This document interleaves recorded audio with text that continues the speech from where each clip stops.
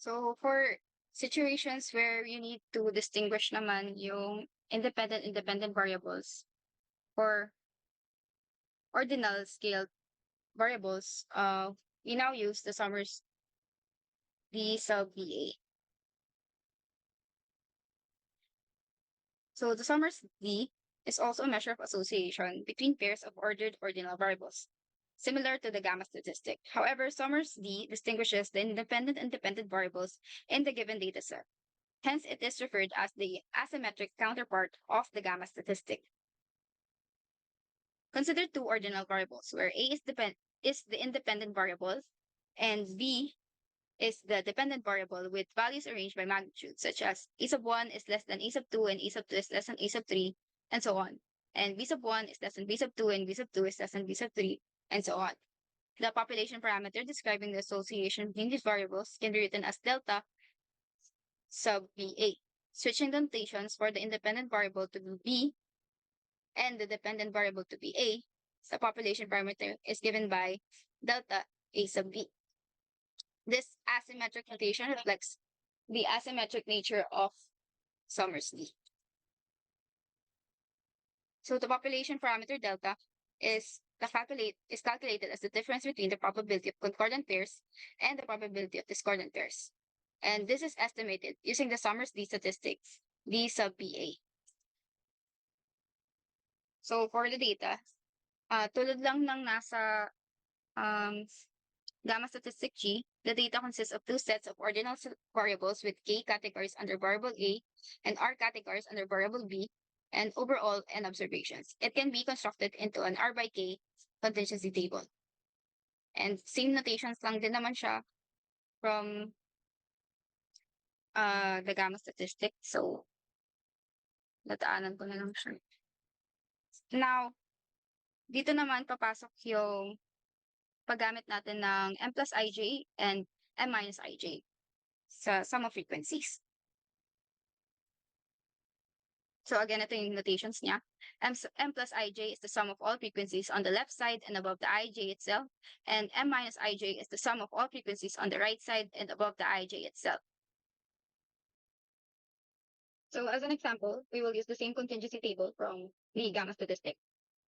And ganun lang din, kukunin lang din natin yung observed frequencies while disregarding yung column totals and row totals. And mag-construct ulit tayo ng M plus IJ table. Now recall that M plus IJ is the sum of all frequencies on the left side and above the IJ itself. So ngayon, yung pinaka-left cells and yung mga pinaka-taas na cells, sila naman yung i-zero out natin sa M plus IJ table since wala nang cell ang nasa left side and sa taas nila.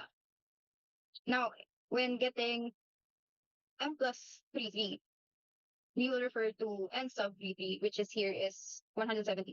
And we now look at the cells which are on the left side and above the cell. Then we get the sum of all the frequencies in these cells, and with that we get 341. And we place the sum of these cells sa M plus 33 cell ng M plus IG. Okay.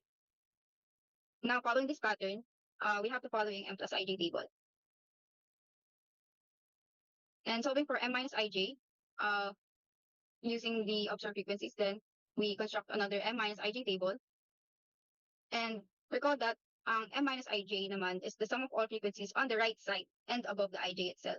So lahat ng nasa pinaka-right and pinaka-taas na cells, sila naman i-zero out natin for the MIJ table with the same logic na wala nang ang cells sa right side and above nila. So if we want to get the M minus 31 table, 31 cell, we refer to M sub 31 sa observed frequencies, which is here is 29. We now look at the cells which are on the right side and above it. Then we get the sum of all the frequencies of these cells, and we place the sum, and with that we get 619, and we place 619 sa M minus 31 cell ng M minus IJ table. And following this pattern, we get this M minus IJ table. So for the assumptions naman ng Summers D, first, the data must be measured at least on an ordinal scale. Second, the two variables must have a monotonic relationship, which exists when either the variables increase or decrease in value together, or as one variable increases in the value, the other decreases. And third, this time the variables are treated asymmetrically. So, kailangan na natin mag-determine kung alin yung independent variable and dependent variable. And lastly, n should be sufficiently large since, again, we'll be using normal approximation sa hypothesis testing.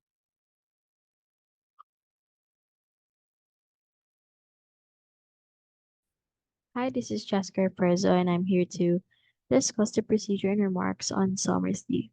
So let's go to procedure. The first one is that we set up an R by K contingency table to arrange the frequencies. So it should look like this, which is just similar with gamma statistic G as well. Next, to compute for Somers D, we can denote it with D sub BA or D sub AB. This is dependent on what is your independent and dependent variable.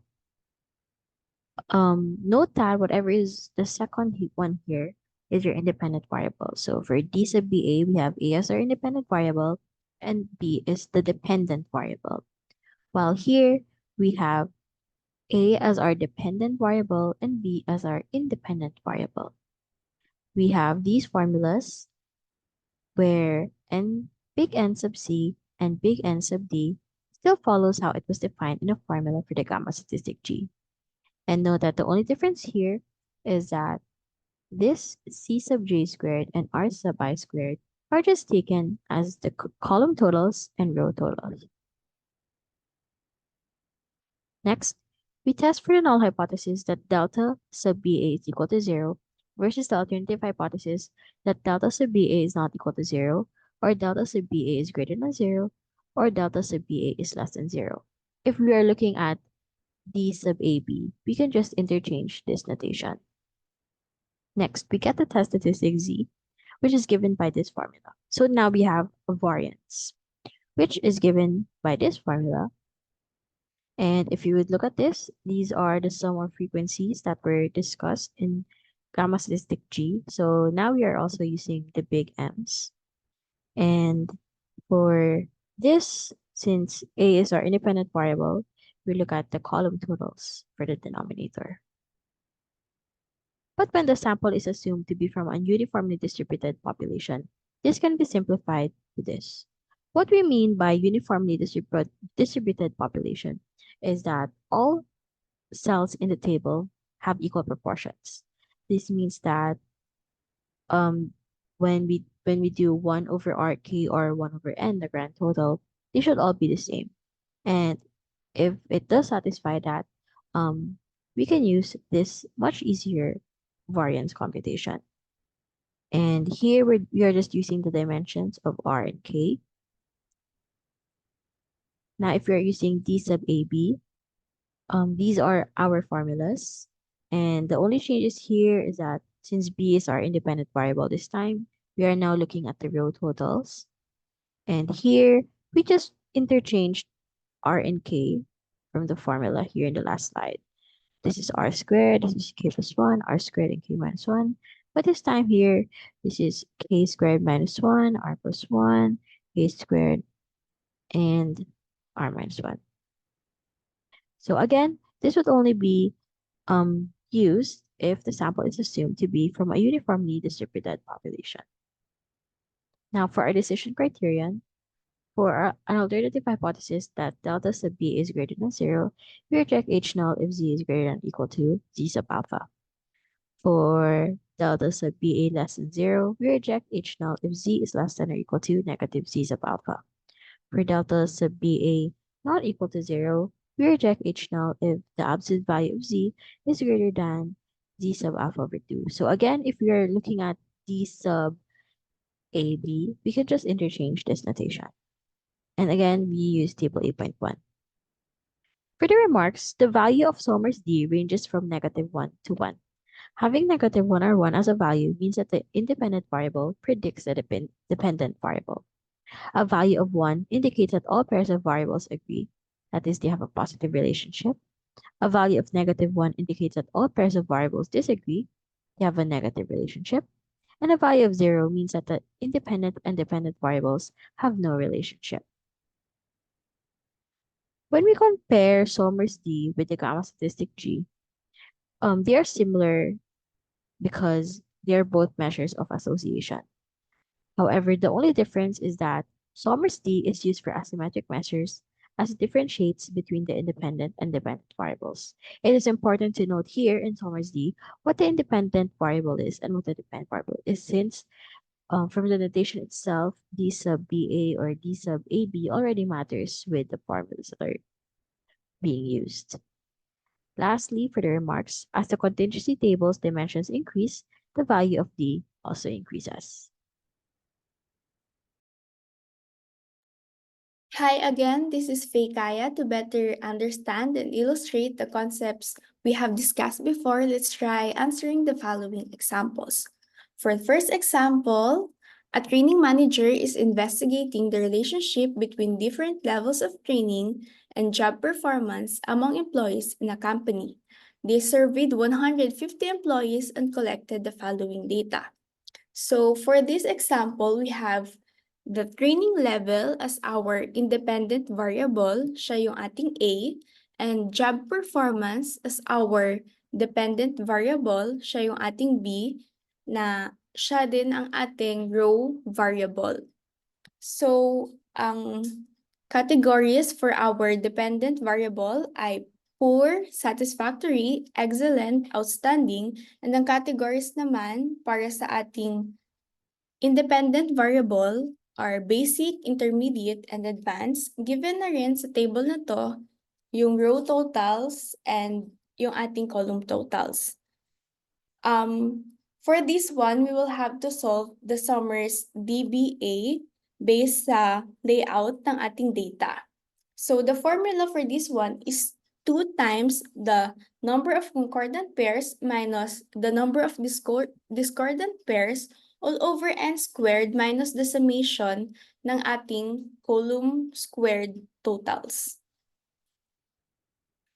Yung pagkuha natin ng number of concordant and discordant pairs dito ay same lang sa procedure na ipinakita sa gamma statistic previously. Please verify that the computed value for our DBA is equal to 0.34144,984.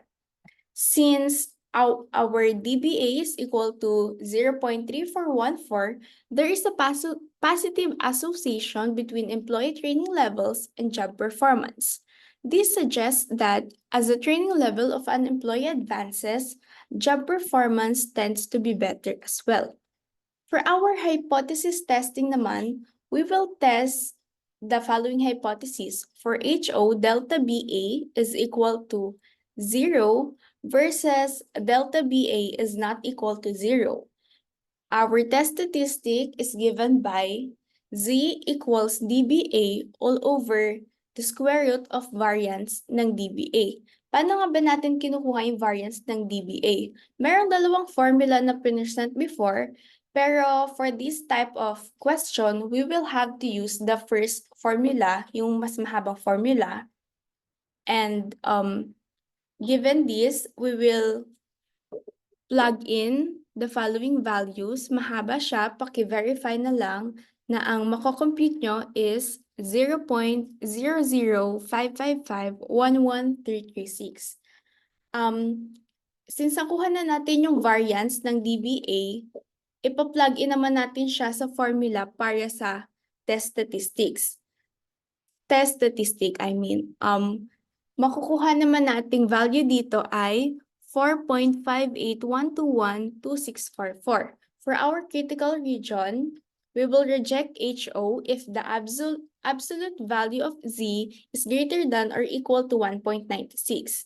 Since our Z is equal to 4.5812, which is greater than 1.96, we have to reject HO.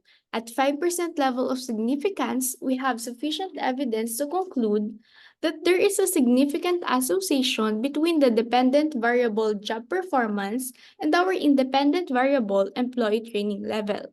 For our p-value naman, since two-tailed test ito, i-multiply lang natin by 2 kung ano yung makukuha nating p-value ng z is greater than equal to 5812, which is less than 0.002 kasi ito na yung pinakadulong value na makikita sa table, and we know na lesser pa dito yung hinahanap natin. For our next example, a fitness center is conducting a study on the relationship between the frequency of fast food consumption and physical fitness. They collected data from 285 gym members and obtained the following. Dito naman makikita natin na ang ating column variable is yung physical fitness level, which is yung B, siya ang ating dependent variable. And for our row variable, we have fast food consumption. Ito yung ating independent variable. Sa gantong data layout, ang i-compute natin ay Summers DAB. Halos same lang yung formula niya sa Summers DBA, pero dito sa denominator, yung summation ng squared row totals ang ating kukunin. Pa-plug in lang din natin itong mga values na to, and we'll have DAB is equal to negative 0.1956737,941. Since ito ang ating nakuhang value, there is a negative association between the fast food consumption and physical fitness level. So this suggests that as the fast food consumption increases, physical fitness level decreases. Yung sa previous example natin, positive association ang ating nakuha, and for this one naman, negative association. To test for significance, we test the following hypothesis. Same lang din, pero dito variance din ng AB naman. Same procedure sa kanina, then plug in your values, paki-verify na ang ating Z is equal to negative 3.9282. We will reject HO if the absolute value of Z is greater than or equal to 1.96, and ganun nga ang mangyari, so we will reject HO. At 5% level of significance, we have sufficient evidence to conclude that there is a significant association between the fast food consumption and physical fitness level. And for our p-value, it is less than 0.0002. Para naman sa ating software application, i-compare natin siya sa manually computed Summers D natin. So we will use the following function, Summers Delta, under the library desk tools. Ang nakuha natin ay 0.3414498, which is same lang din sa na-compute natin dito manually. Then, ang ating manually computed na Summers DAB ay negative 0.1957. Same siya dito sa ating nakuha sa R na 0.1956738 din. So kapag Summers DBA ang i-compute natin, ang ilalagay nyo na direction sa code ng R nyo is row.